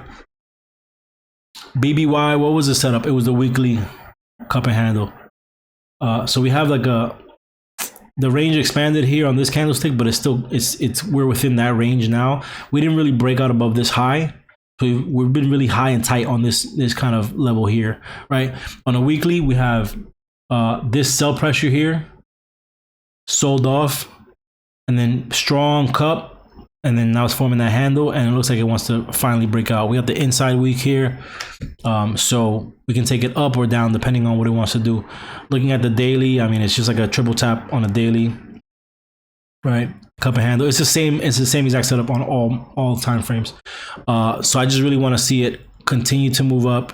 So we had an inside bar on the weekly, but we had a bullish engulfing on Friday off of that 20-day moving average. So I think we have a nice move up, but it really depends on what happens at this level. So I'm going to set my alert at that trend line, and hopefully we can see what happens. Maybe we break out finally. This will be the fourth time we get to that level, or fifth time we get to that level. Very simple. And BBY rather, I don't know if BBY got confused for BBBY, and then that's when it became kind of a meme and started moving really crazy. But either way, I like it. I like it to the upside. BBY is another one that has had some good deals. I think they were part of that high inventory, high sales, turn to high profit for December. I think they were part of that whole thing. Let's see what the news says about it now. Alphabet cuts jobs. U.S. holiday sales estimates. Sales miss estimates as inflation weighs on demand. Okay, so sales estimates were decreased for Best Buy. Yeah, that's it. It's the same headline twice. So they estimated it was going to be higher, but it's not as high. But we still put in a big green candle. So let's see. Now that's like a nothing for me. So let's see what it does. If it holds that 20-day, pops above that 200, that 86.48 level, it can give us 90 pretty quickly, and 90 can give us 95. So especially after all this consolidation. So I'm just gonna put my line at 90, and then the next one at 95 ish, and that's the play for that. Keep it nice and simple. If you want to short it, let it clear the 20 and the 50. Let it clear those two, right? So let it go sideways, pull down hard, and then take the short play.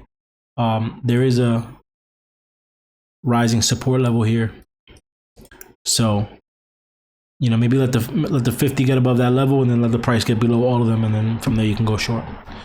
But I like it to the upside. McDonald's has what looks like a monthly. Look at this candle. Jesus Christ. Candle's insane. That's a really crazy candle. It has kind of a triple tap on this in this box, right? Where we came up, tested it, fell, came back up, fell, came back up, sideways, consolidation, and now potentially I see some buyers. Here on the weekly, right? So we got to break the range of this kind of chop. Break the range to the upside will give us a nice move to the upside. Is that all-time high for Mickey D's? Yes, it's all-time high for Mickey D's. So all right, since that's all-time high for Mickey D's, we could just do it like this. I see some buyers. Let's see. All right. We got this high here, which we failed last week, and then we got that high, then we got that high. 275 gives you 280. Above 280, we'll get 285. This candlestick is insanity. I would just, if I could on TradingView, I would just delete this candle. I would just take it off, right? I'll turn it into a doji or something, because this is nuts. It really looks like a misprint, but I know it's not, right? Because they had why dividend. I don't know what the hell caused that. That's an insane candle. We have the 50-day here, so I'm hoping for the 50-day to act as support. If it does continue to fall, if it holds that 50-day, I want to see it obviously break the high there and then work its way up. It's very simple. If it does break the 50-day, then I would want to see it break the 20-day. This 20-day you see how many times it's traded along that 20-day. That 20-day is important, right? Even over here, that 20-day is very important. So if you want to go short, take it below the 20-day into the 100, below the 100 into the 200. They have earnings on Tuesday in the morning. So there's a play there Monday, a day trade and a potential swing if you're risky or you're extremely profitable. It probably was. That's probably exactly what it was. This is the day that all those stocks halted and then went crazy. What was it? I think Walmart was one of them. Walmart. There was another one. Dick's. Yeah, I mean, maybe. Yeah, I think it was. It was Tuesday. Yeah, maybe. Yeah, Frank says, was it there when the 80 plus stocks halted and messed up the candles? Yeah, I'm sure that's what it was, because there's no way that's a real print. Imagine this fucking candle moving from 236 to 270, $36, $34 in one day. That's insanity. You could have got like $5 out the money and you would have been fucking 10,000% up. So McDonald's looks good. I like it. I like it above this level here. And then from there can kind of pop into all-time highs. There's also a kind of a channel here I'm seeing. There and there. Kind of a channel. So it's at the top of the channel. If it can hold where it's at now, hold that 50 especially, then we can break out really, really easily. Otherwise, I would send it back to the bottom of the channel. But very clean setup. I usually don't watch Mickey D, so I will definitely watch it with this beautiful setup that you have on my screen right now. The next one is, I have just a couple more. Did we do Netflix already? Yeah, we did Netflix already. Spotify. Spotify on the monthly has been consolidating like hell for a long time, since May. It's been kind of just going sideways. A couple of dojis formed the past 4 months, and we finally broke out of that range in January. If we look at the weekly, we have this kind of wedge that formed You know, it's pretty much saying tomato, tomato on this wedge that formed and then broke out. Big red candle formed, then buyer stepped in. Buyer stepped in and kept it above that 200 day and formed that doji on a weekly. And we have the 200 day sitting underneath price action right now. Spotify hasn't been at this price. The last time it was at this price was back in September. So we're back at September now with some bullish price action. Let me see. Let me just draw some levels on this. Let's see. All right, so we got that on that candlestick. Got a nice little gap right there. That's it. That's your play. Above 104 into 105, 105 into 105.50, 105.50 into 108, 108 into 110. Keep it simple. Spotify makes big moves. Spotify just went through a round of layoffs. They just went through a round of layoffs. And then they had some down detector activity where I guess their service went down, but that doesn't matter. They just went through a bunch of layoffs a couple of weeks ago. And so, as we know, that's very bullish for the stock because there's less people to pay. So, clean setup to the upside. If you like the upside trade, then go ahead and take it above the high of this red candlestick, which is 104. And if you like the downside play, then I would take a very short play into the 200 day. And then if it fails that 200 day, I would take it down to that 20 day, right? And that's it. That's, you know, keep it simple. Let me see. If it falls below this level here, it can get to there. If it falls below there, it can get to there, and there. But again, I like it to the upside. And it's trading at 101. As long as it holds that $100 level, I think we're going to be good. I think we're going to be just fine with Spotify in terms of price going up. Let's see. Is there anything else? Oh, I wanted to look at Starbucks, and then there was one more that I wanted to look at, and then I think that's it for me, guys. Starbucks on a monthly. You know, we look at Starbucks every week, right? Starbucks and then Costco. So Starbucks on the monthly, we have, just to remind you, we have that broadening formation working its way up. We hit the bottom and we've been working our way up pretty strongly. Starbucks is entering this area of previous chop. And as you can see on the weekly, some sellers stepped in, and on a daily, right, some sellers stepped in at that level. So we want to see it kind of maintain. I wouldn't mind it pulling back to this kind of 107 area where this previous resistance was. Test it, make sure it's good, and then kind of, you know, 2 feet, 10 toes down, and then kind of jump from there. 107 or whatever, and then up above the high of day, right? So either just go through high of day or come back and then come back up, and then you got 112, and then you got 115, right? And then you have the top of this range, which will put you at about 117.80 or so, and we're targeting that 1618 Fibonacci level on your monthly chart, which is at 119.85. So let's just call it 120. Maybe you can get some 120s for middle of February or something. Some Valentine's Day Starbucks 120s.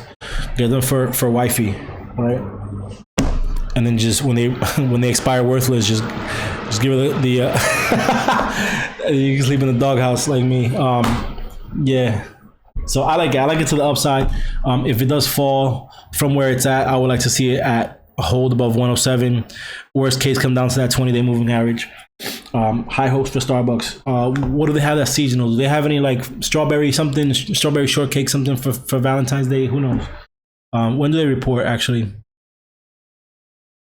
And they report on Thursday. So maybe something between now and Thursday, and definitely a catalyst on Thursday to continue or to falsify the move to the upside.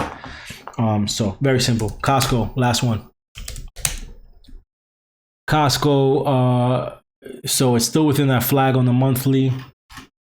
Where am I? Still within that flag on the monthly. Here's your flag. Here's your channel. When this thing breaks out, it's gonna go insane. I mean, truly insane. Now, it's been within the weekly. It's been kind of aggressive within this range. I wanted to short on this week, I believe. The week of January 17th. I wanted to short because I was looking for an evening star reverse back to the support level, but it did not give me what I wanted. And it continued to move up to the middle of the channel. And so now we have to work our way maybe to the top of the channel. I like it to the upside.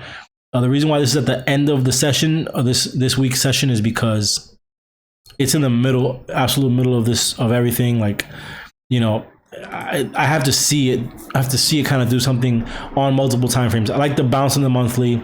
I like the bounce on the negation of my downside play on the weekly. It's at the top of the wedge on the daily. It's right at the 200 day. I want to see it clear that 200. I don't like when cost goes around the 200 day. I need to see it clear. So that's why I'm not in love with it yet. I got to see it totally above it, like up here somewhere where this gap is right here. This is exactly where I want to see it. I'll even let it get into the gap before I look at it, right? But there, right? I want to see it like up there before I start trading it. I don't like trading it around the 200 day. You see how it always reacts to these moving averages. So I just want no moving average nearby, right?